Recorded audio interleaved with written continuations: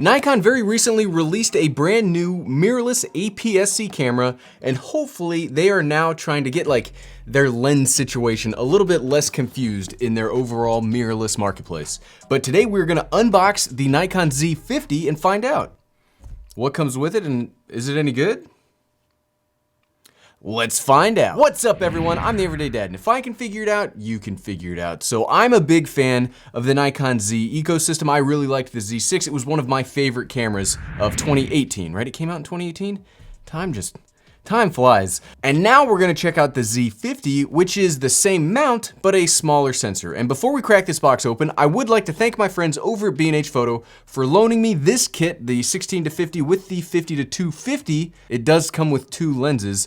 So I would like to thank the folks over at B&H Photo for loaning this to me. If you'd like to get your very own, there will be links in the description below. But enough chatting, let's open this box. Because I'm a very big, like I said, I'm a very big fan of the Nikon Z system. I've only used one of their DSLRs in my life, and it was a 50-100, and surprisingly enough, it's what I started this YouTube channel with. It was my wife's that I borrowed. But I've never really been a big fan of Nikon DSLRs for video, but I do like their mirrorless cameras for video. So you get the user's manual, hooray, we will never read this. We get the user's manual in Spanish, which I'm even less likely to read. Warranty card. I am education and inspiration. Whether you're passionate, enthusiast, or pro, Nikon School, I want to go to Nikon School, lets you explore and expand your skills on any camera. Nikon School. That's cool. I've never gotten like an invitation to a school in a camera before, so that's pretty neat. And then here's the warranty for the lenses. So what do we get in this box? We get the, okay, well, we'll just start straight off with it today. So the strap.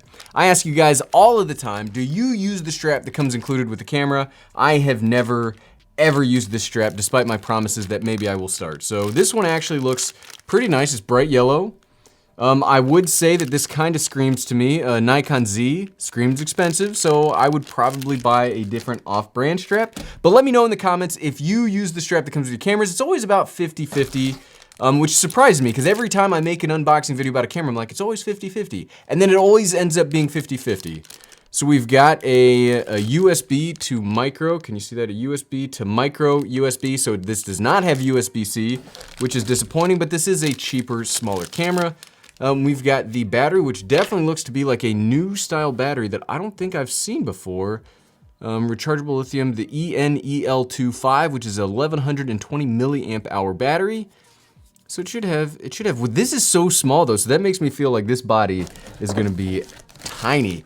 And then we've got the standard thing that I'm always so happy to find, because apparently it's a rare thing, is a simple, easy to use battery charger. You take this, you plug it into the wall, you charge the battery. You'd think that would not be a big complicated mess, but some camera brands recently have, Panasonic has been making it a little overly complicated, and Sony just hasn't been including battery chargers. So I really like that there's a battery charger, and that's everything here. What is this? This must be the kit lens, the 16-50. Man, that is tiny.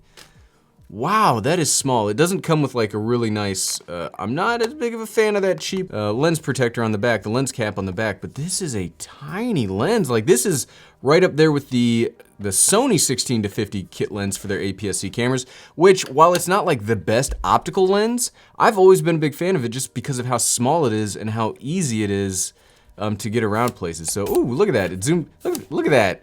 That is probably the most adorable lens I think I've ever seen in my life. It's a DX 16-50, 3.5 to 6.3. Does it have, it says VR, so it does have vibration reduction, which is Nikon's speak for optical image stabilization. 46mm filter thread. I really like that. That is so, I can't wait to put that on the camera. So like the 16-50 is one of my favorite lenses just because how it makes the whole system so compact. And I like compact kit lenses. I'm really excited for that. So I assume this is the big old zoom lens, the 50-250, and spoilers, it is. So Nikon 50-250 has a, wow, that is a zoom. Look.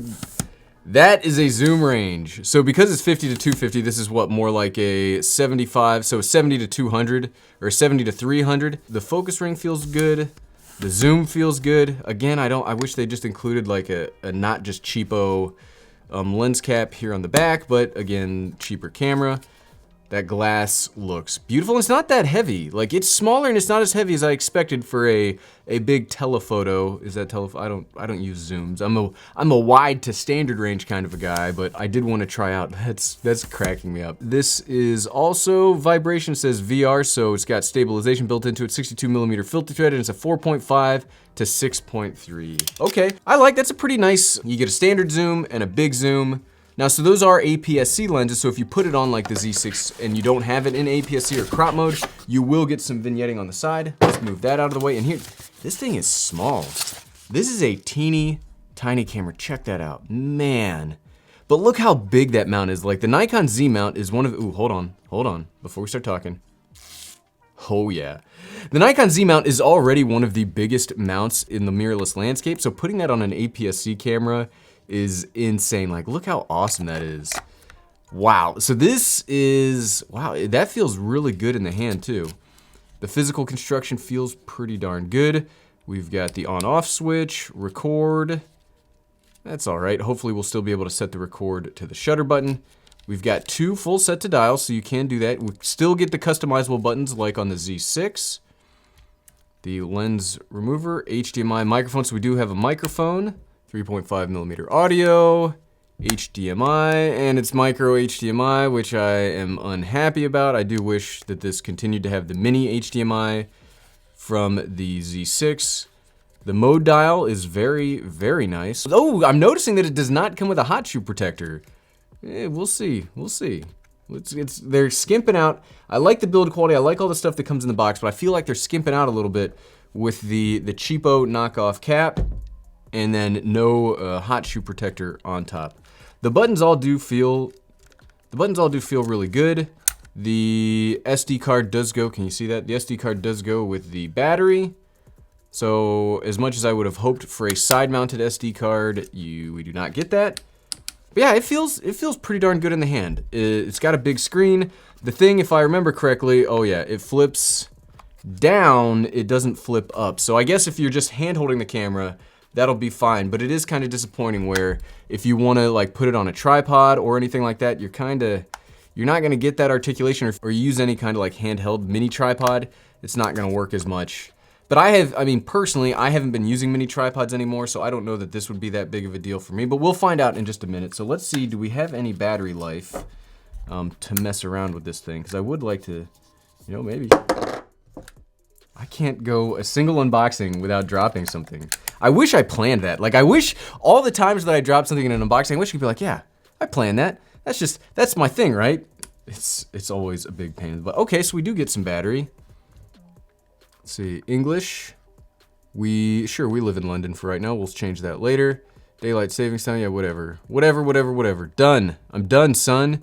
Either no lenses. Ooh, that is a big, beautiful display. Like, I really like how clean and how crisp that is to see. So let's see now, if you've never used a Nikon camera before, there is a bit of the menu system does take some getting used to. You have to speak Nikon a little bit. So we can get 4K and up to 30 frames per second, 25, 24, we can get 1080p and up to 120, which is nice. And it looks like we can also do slow motion in the camera itself. So you can get up to 4 and 5 times slow motion.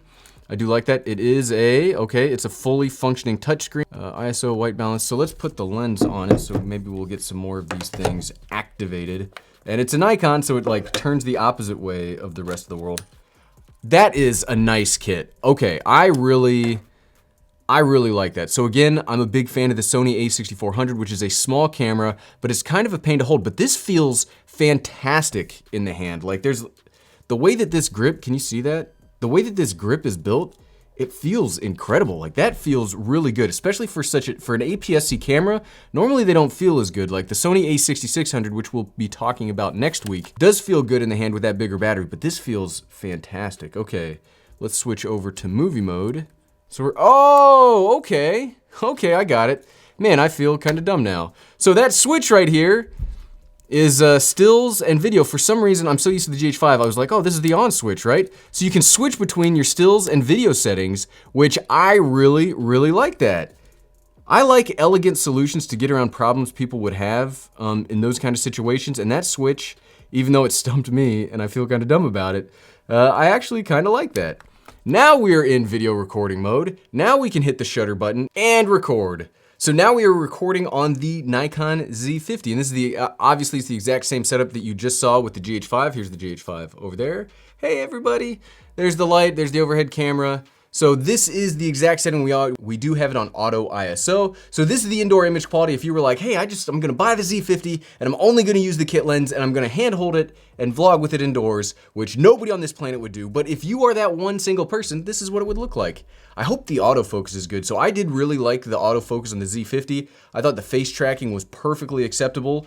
Maybe not Canon or Sony good, but it's one of the only other brands that I would use for continuous video autofocus. So hopefully this image quality is looking pretty good. Looking at the screen, it does look, I don't like how high the ISO is, so let's change the ISO. So one of the things with Nikon cameras is the auto ISO can be very aggressive. Yeah, see, auto ISO. I don't like using auto ISO on Nikon cameras because it can get really aggressive and then it gets kind of confusing on how to change it. So we'll do 400 ISO and see how that looks.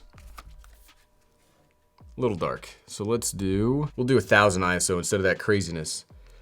Okay, so we're back on the Z50. This is 1000 ISO as opposed to the, I think we were at 2500 ISO, which of course indoors is gonna look bad. So this is the indoor image quality of the Z50, just really quickly. We're in the standard picture profile. What we're gonna do next is we're gonna hop outdoors and use this as a vlogging camera and see, could this work? I mean, this is a very tiny package and it seems like it's very powerful and you're not missing too much from the Z6. So let's see how this would work as a vlogging camera. See you out there. Okay, and welcome to the vlogging test of the Nikon Z50. And dang, you can see the sun's like right there. We're in totally bright sunlight right now. So if the motion cadence is a little off, that's because we're in aperture priority mode because I do not have a 46mm filter thread. So yeah, this is the image. Oh, there's a siren going off. So yeah, this is the image quality if you wanted to use this as a vlogging camera. Obviously, I'm not using like a mini tripod with this thing, which isn't, for me, that's not that big of a deal because I haven't been using those recently. I have just been hand holding the camera because I'm trying to go like, not necessarily minimalist, but I'm kind of getting sick of bringing a lot of gear with me. So this is not a big deal for me. The flip down screen really helps.